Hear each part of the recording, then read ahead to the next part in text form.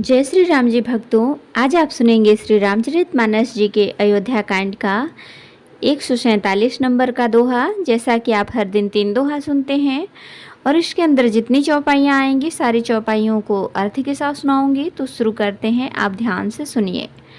हम आरंभी हरि कथा तुम निर्वाहन आय सुहासन लीजिए सुनहु वीर हनुमान सियावर रामचंद्र की जय। बोलो बजरंगबली की जय, बोलो सब देवी देवों की जय। विश्व भरण पोषण कर जोई ताकर नाम भरत यश होई। सचिवागमनु सुनत सब विकल भयौर निवासु भवन भयंकर लागते ही मानो प्रेत निवासु। सिया राम।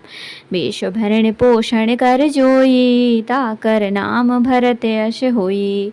मंत्री का अकेले ही आना सुनकर सारा निवास व्याकुल हो गया। राजमहल उनको ऐसा भयानक लगा मानो प्रेतों का निवास स्थान श्मशान हो। अति आरती सब पूछहि बानी उतरुन आव बिकल भई बानी।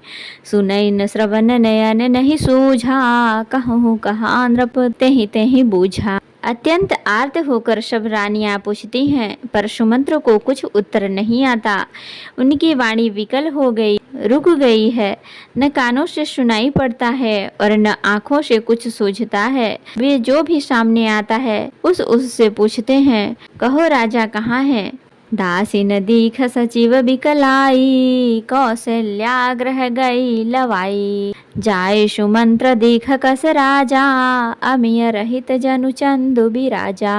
दासियां मंत्री को व्याकुल देखकर उन्हें कौशल्या जी के महल में लिवा गईं। सुमंत्र ने वहां जाकर राजा को कैसा बैठे देखा मानो बिना अमृत का चंद्रमा हो।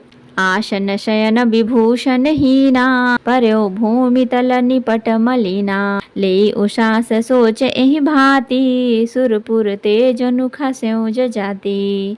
राजा आसन शया और आभूषणों से रहित बिल्कुल मलिन उदास पृथ्वी पर पड़े हुए हैं। वे लंबी सांसें लेकर इस प्रकार सोच रहे हैं मानो राजा अयाति स्वर्ग से गिरकर सोच कर रहे हो। लेत सोच भरि छिनु छिनु छाती जनु जरि पंख पर संपाति। राम राम कह राम सनेही पुनि कह राम लखन बै देही। राजा क्षण क्षण में सोचते छाती भर लेते हैं।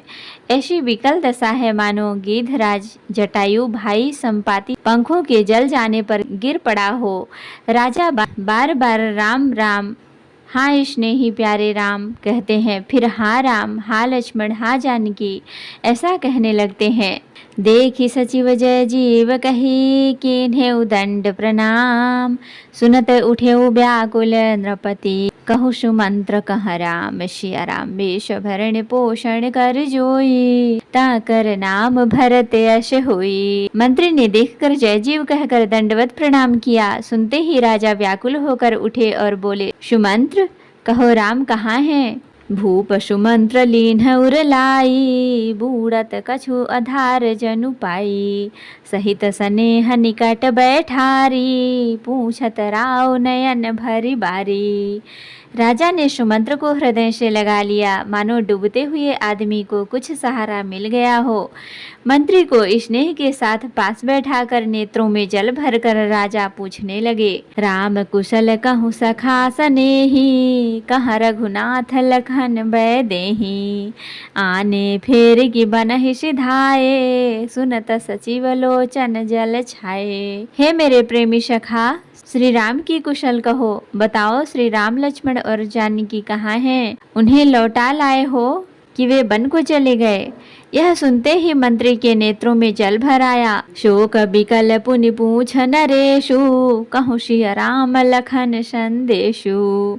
राम रूप गुणशील सुभाऊ सुमिर सुमिर उर सोचत राऊ। शोक से व्याकुल होकर राजा फिर पूछने लगे, सीताराम और लक्ष्मण का संदेश तो कहो।